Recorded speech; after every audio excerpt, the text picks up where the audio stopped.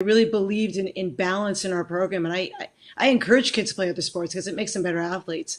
And as softball players, and I even look at UCLA, they always recruit the athletes. The athletes are your best players, and like I said, the biggest thing I think is just distraction and just the amount of coaching they get year round, compared to what when I played, or even 20 years ago. Before it was just you had your season. Now they're playing all year. So it's a big difference, big difference. So let's look at it from a different angle. How have you had to change with the changes in the players since the early 90s to now? Where was Donna Lee changing along that path? Oh, that's a great question. The biggest thing I think when the kids have their own hitting coaches, they're paying for the hitting coaches, you have to talk to them and say, what are you working on this week with your hitting coach? And so we try to make sure that we, compare what they're working on there and what we're working on here, and we try to make sure we mesh it. Or I'll go back and say, hey, you know what? Can you talk to your hitting coach? This is what I'm seeing. So I try to really make sure I meet them halfway, and that's what you need to do: meet them halfway. So the Foothill League, one of the most competitive leagues, at least as long as I've been in high school sports, the Foothill League. There's a culture out there, baseball and softball. It's just a really, really hungry area for that sport. Would you agree with that? And just talk about the competition in the Foothill League in all your years. Oh, it's these girls have been playing together since they were little in bobby socks, but when they get in high school and they're playing against each other, boy, I'm going to tell you, they will do anything to win. Their best friend may be a catcher, but they'll go right through the catcher to make sure they can score the winning run. But they're everything's hugs and kisses after the game.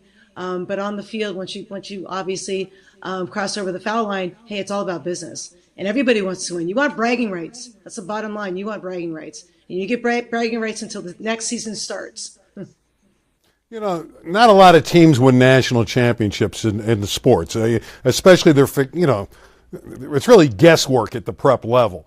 But we see it with Mater Dei and St. John Bosco a little bit in football. You had the privilege of coaching a team in 2007 that was deemed the best softball team in the country. So you did win a national championship. What did it take, and why did you win it? The biggest thing was probably team chemistry. We had so many talented kids, but they had to be accepting of their role on the team. You can only start 9 players, and if they didn't accept their role, that's when you all of a sudden have team chemistry issues. And I think by the time we started, everybody really said, okay, this is my role on my team. If I'm coming off the bench, great. Or if I'm the starting left fielder, fine. I'm accepting my role. So that was the biggest thing. And once they accepted their role and they accepted the we for the me, hey, we did it.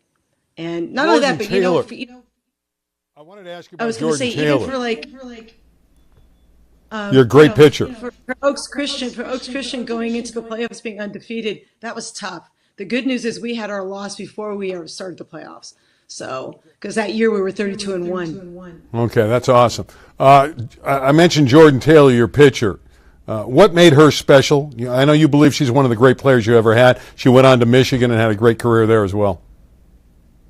Oh, the weird thing is I just got a text from her congratulating me on retiring. She's actually retiring this year from playing professionally in Japan. So we're both retiring at the same time. I think the biggest thing was just her hard work and dedication and really striving to be the best. And not only that, but, she set goals every year, and she was on track to make sure that she, met that goal. She sacrificed so much time going down to Orange County for pitching lessons, and just, that's what great softball players do. They dedicate their time to softball. And they choose to make sure that they reach their goals by, obviously working hard. Donna, Jordan Taylor, we talked about Ali Shipman before the show started. I mean, do you consider that like a little feather in your cap? I know they put in all the hard work, but that's what makes your program so great. The wins, the players, the success. What's your response to just knowing after all these years you've coached so many great young ladies? Oh, it's just so great to have an impact on young girls and to let them realize that they can be anything they want to be and to be strong women. I mean, they come in as young girls, not really have a lot of confidence, but they leave knowing that they can do anything and everything. And that's what it's all about, having an impact that's so strong to say, hey, believe in yourself. And you know what? You can do whatever you believe in. You're the older sister. Debbie was a pretty good I'm coach too. the younger sister. Oh, you're I'm the younger sister. I should have known that. You look younger. Okay, so your twin sister Debbie had a successful career in coaching as well. She's retiring. What are you guys going to do with retirement once you set out to another path to travel? Is that what you're going to do? Well, I'm going to look at the door she opens right now, and I'll figure out what I'm going to do, and how I'm going to do it, basically. So I'm taking basically her example by what she does. So we'll see what happens. So. Well, Donna, thanks a lot. We'd like to see you back in the coaching fraternity. You did a great job for many years. You built that Viking program up, the dominant team in the Foothill League. You are to be commended. Tremendous accolades, tremendous accomplishments, and best of luck in the future. Thank you so much, and I really appreciate it. Thanks. All right, that's Donna Lee, the head coach at Valencia. She'll be long remembered. She's a Hall of Famer. No question. I mean, that's a long time to be doing anything, and she's had success for a long time, too. We have people in all walks of life that do something for a long time. Doesn't mean you were good at it for that long. Donna Lee's been great for all those years, and I'm going to miss calling her because I think she was a great, insightful coach to talk to about softball. And again, I should have known she was the younger sister by the 3 minutes. I don't know where I was going with that. Anyway, talking about great coaches who've had a lot of accomplishments, Carlos Gray at Palisades in both boys and girls volleyball. He hadn't been there all that long, and he's won 5 boys championships in the city section and 3 girls titles, and he just upset Chatsworth. And Chatsworth was the top seed, and his Pally team was the number 2 seed. So it wasn't a shocking development that they won, but it surprised a lot of people because Chatsworth was the defending champion. I think everyone had Chatsworth pegged to win it, and so when everyone's like, oh, yeah, Chatsworth's going to win, and I imagine, we're going to talk to Carlos about it, I'd imagine that kind of fired him up a little bit, and then, Palisades gets him. If I'm not mistaken, Chatsworth won the first set, and then Palisades, boom, 3 sets in a row to get that victory. So good job on them, and looking forward to talking to Carlos. Well, let's bring Carlos in at this point. Again, he was at Malibu for a while, and he's taken over the program at Palisades and has done a terrific job. Carlos, welcome. Hey, how are you? We're doing well. All right, how'd you do it? How'd you spring the mild upset? I know this was a Chatsworth team that was pegged number 1. They had beaten everybody in the city section all year long, but you turned the tables on them in the finals. How'd you get it done? More than anything, it was the development of our players. We played that team and lost to them in 4 in our place, but it was only the second game of the year, I believe, that we had played. And I knew it was a new team because I was just coming back in, and with COVID and all of the other seasons, and Dustin Warpay had actually coached them last year. This was my first year with that group, with that nucleus. So getting them to come together was a big deal. And when we came out and we got game 1, once we got game 1, we beat them 25, I believe 16 or 17 in game 1. I was like, okay, they're going to settle down and play and we'll be okay. And then they came out and blitzed us in game 2. They beat us 25-12, I believe, in game 2. And I was like, well, we woke the sleeping giant. But it was weird. It was a weird match in the sense none of those games were close. It was the last 2 were 25-15, 25-15. What made your team so good this year? Why were the Dolphins a championship caliber squad? Who got it done for you? Our setter, Blake Pecksock, was phenomenal. He was the steady guy. And then Gus Wibbelsman was our outside hitter. And he's one of the more dynamic outside hitters in the league, or in the section even. And even in SoCal, he was just amazing. And then I had a kid, Matisse Lee Merrick, who was our middle blocker. And we were just a little better in transition because of those 3. We were able to move the ball around, especially with Blake's setting. And I think that was pretty much the difference. That and game plan, they bought into the game plan from the beginning. Carlos, did you have to weave a fine thread of kind of channeling maybe that this Palisades team going into the playoffs? I know that, a high seed, but Chatsworth was all the talk. Was there like a blend of maybe some underdog mentality and kind of blending in, hey, you're confident enough to win this thing? Did you feel like that was a challenge going into the postseason? It was a challenge, but we played, both teams played in the Redondo tournament towards the end of the season. And we pulled an upset. We're beating a really, really strong Long Beach Wilson team.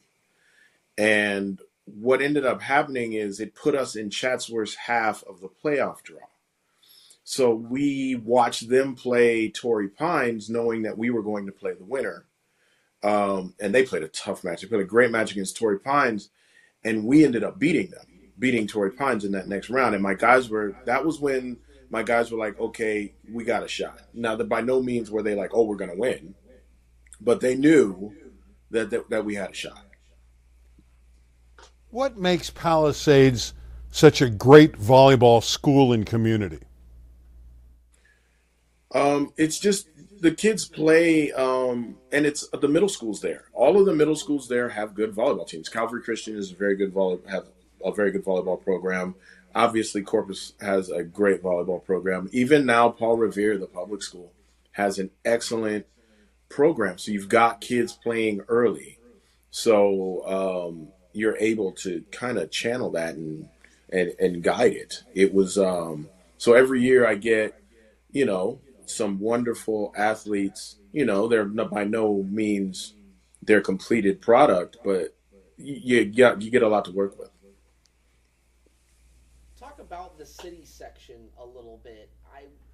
And tell me if you disagree. I just feel like in volleyball, there's really 3 or 4 really good teams. Like, I don't know how many boys volleyball teams are in the tournaments you're talking about down at Redondo and stuff, but you're competing against those southern section programs. Would you like to see some more parity in the city section boys open division? I would, but I believe it's coming. I believe, especially in our league, the Western League, we were very competitive, and Venice actually won the girls' title this year, so they were very competitive. You have Uni, who's always very competitive. And then the West Valley League, man, there's 4 or 5 programs up there that are very, very good.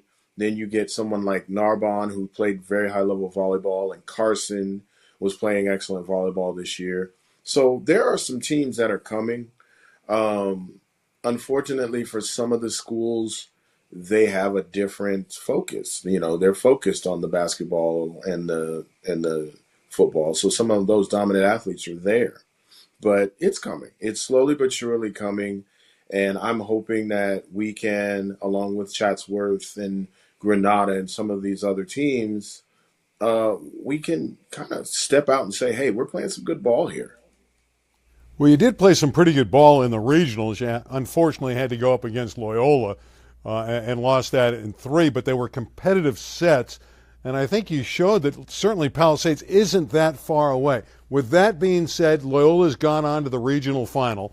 They're going to play Newport Harbor in a rematch of the Southern Section final where Newport Harbor upset Loyola. Map that out. Loyola, you saw firsthand. You know about Newport Harbor.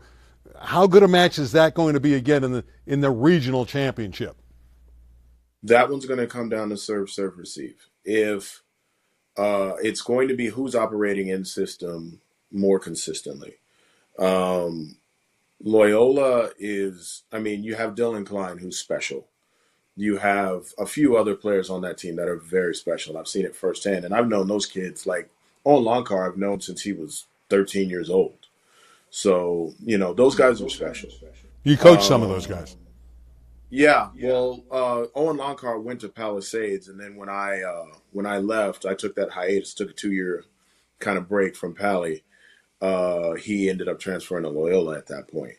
But those guys are amazing. And by the way, just saying on the competitive level, the city section compared to some of those other teams, we did beat Loyola head-to-head when I was there a few years back. We've only played them twice, so we're 1-1 with them. We're playing, and the difference is they get guys like every year, whereas some of these city section programs, we got to build. But I can tell you right now, Chatsworth is coming with that because they have a lot of guys playing club on the younger levels, and I coach on the younger levels, and those guys they're really putting in work. So that whole section is going to rise soon. Carlos, a little more of a general question. Volleyball, to me, I mean, obviously, guys jumping out the gym, I mean, athleticism, but there's a very technical side to the sport as well. You know, talk about just blending the technical aspect with the athletic aspect. I know it's more difficult than it looks. It's very difficult, and where it comes into play mostly is in your ball control. It's in your passing. You worry. You know, you could jump 52 inches, but if you can't pass, you can't get that hitter the ball where that hitter needs the ball. So it's passing and setting and understanding just small little nuances of the game is tough. I mean, I was a basketball player first. I was a basketball player in high school. I was football, basketball. And volleyball for me was a challenge to learn those smaller aspects. I could hit and block, but I couldn't pass. I didn't start passing until my second year of junior college ball. So that's the aspect where the athleticism kind of takes a smaller backseat, not a full backseat, but a smaller backseat to some of these, some of these kids. You know, you can have a libero that's 5'5" and pass nails all day. My girls' team is not a big, giant, elevate, terminate team, but they were just they would ball control you to death. Well, Carlos, again, congratulations on another championship. You're building your own legacy at Palisades, and Palisades already has a phenomenal volleyball legacy amongst other sports. You've won 8 championships now in less than a decade. Keep it going, and thanks for joining us tonight on SoCal Prep Report. Thank you very much. It's been my pleasure. You look great. He's lost a lot of weight. And he now does look like Denzel Washington. I told him that before the show. They're good. Palisades is good. No denying that. They got a city title to prove it. All right, speaking of Palisades, I wrote the kid's name down. Mike Kaplan. Do you know the name? Tennis player. Won the LA City Section Championship from Palisades. No surprise, Pally, like in volleyball, is great in tennis. Another championship for Palisades. Yes, I got one. We got another item we need to talk about. Okay. I'm going to give you a name. Turner Oswald. Yep. What comes to mind? Yeah. Good golfer. Better than Tiger did today at the PGA. Yeah, Tiger struggled a little out there. Different conditions. His body's breaking down. Different conditions. Yeah, Turner's a younger kid. El Camino Real wins the city championship in golf, shot a 68. What do you have, 4 or 5 birdies on the back nine? Yep, I believe he finished 4 under, and I think there was a stretch in 9 holes. He birdied 7 of those holes, I think from like hole 16 through. It was like a 9-hole stretch where he birdied 6 or 7 holes. Eric Choi, his coach, was texting me as he was coming down the wire like, man, he's on fire. He just birdied another one. And so congratulations to Turner Oswald. Yeah, he had to play well down the stretch because there was a Palisades golfer, speaking of Palisades, it was right on his heels who shot a 69. So congratulations to Turner, and the Royals get a championship, the individual championship there. All right, it's going to be a big week. Where are you going tomorrow? Where are you going Saturday? What are you covering?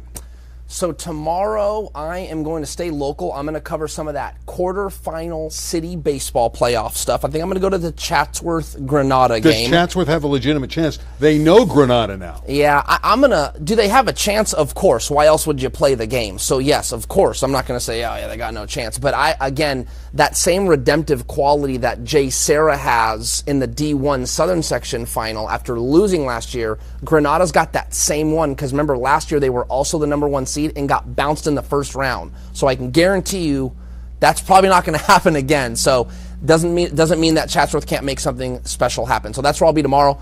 Saturday, I will be at Cal State Northridge, Kennedy, El Camino Real, Open Division softball final. I got to see that Kennedy story through. They were the 7 seed. They knocked off number 2 Granada. Then they travel to Carson. They knock off Carson.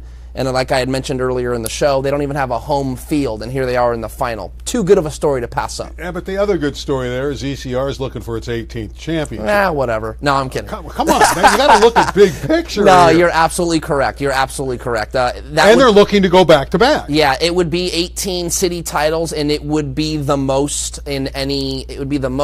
softball titles of any program. Yeah, San Pedro's got 17. You got it. They're tied with San Pedro. So I just think there's a lot of story with that Kennedy team. Their coach, Christian Carbajal, last time Kennedy won a city title in 2010, they beat Chatsworth 1-0. On a very controversial call everyone in that brings game. that up. It was a controversial game. A catch at second base, was it a catch or was it not? You got it. And it scored the only run of the game. I was there. There you got it. Yeah, that game was on LA 36. Carbajal was the pitcher for Kennedy. Now she's coaching in the final. We'll see what happens. All right, that's going to do it. Tarek, thanks for coming out tonight. Always a pleasure. Yeah. I love being here. And we want to thank Donna Lee of Valencia High School for joining us tonight. They're a fine softball coach. We wish her well down the road as she gets ready for retirement. And, of course, Carlos Gray of Palisades High School, a fine coach there. His team wins the city championship in boys volleyball. I'm sure there'll be a factor in the girls and the boys again next year. Palisades always is. We're going to come back next week. We're going to have a lot to talk about, all this championship, the softball games, the baseball games. We'll have the results. We'll have some guests, and we'll have Tarek Fatal. So for Tarek, I'm Randy. We'll see you next week. You know the time, 9 o'clock live, LA 36 on SoCal Prep Report. Good night, everybody.